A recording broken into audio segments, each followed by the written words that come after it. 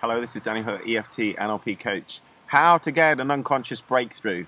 You just keep working at it. There is a video on YouTube with a man who taught his mind to ride a bike back to front. So when he went like that, the bike actually went the other way. Now he had to do this for many months before his unconscious mind just clicked. And then it just does it. And then when he went to go and ride a normal bike, he couldn't do it at all. And he looked totally incompetent at doing it. So he had to relearn how to ride a bike normally again. So everybody's unconscious mind has the ability to do this.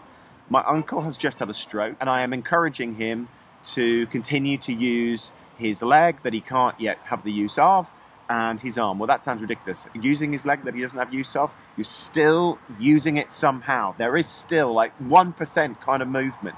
You still use it. In the late 1950s, there was a poet called Pedro Baquirita, and his two sons saw, after he'd had a stroke that had taken his left side as well as his speech, that the rehabilitation was more like convalescence because they didn't see any recovery.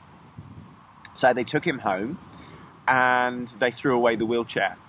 And they made him crawl everywhere. They gave him knee pads, and they made him do things like wash the dishes. He could hardly use his arms, so they got him to put it into pots and just do this, round and round and round and round. They gave him things to do in the garden. Family and neighbours who looked over the wall thought this was absolutely barbaric, and they thought that he was being treated effectively like an animal.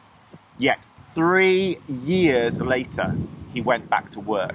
And he died 7 years later from a heart attack, having walked down from the side of a mountain about 9,000 feet up with his new wife. He left his brain to science. There was 97% of damage done to the cerebral cortex. Thus, it was a technical impossibility. This became the birth of something called neuroplasticity, meaning that the brain can change itself. And there is a great book called The Brain Changes Itself. So wherever you are, you can continue to work on your mind, because the more that you use it, the more that you'll build neural pathways in your brain that will create outcomes that you wish to experience. So how do you get an unconscious breakthrough?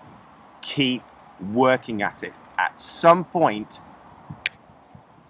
you'll get there.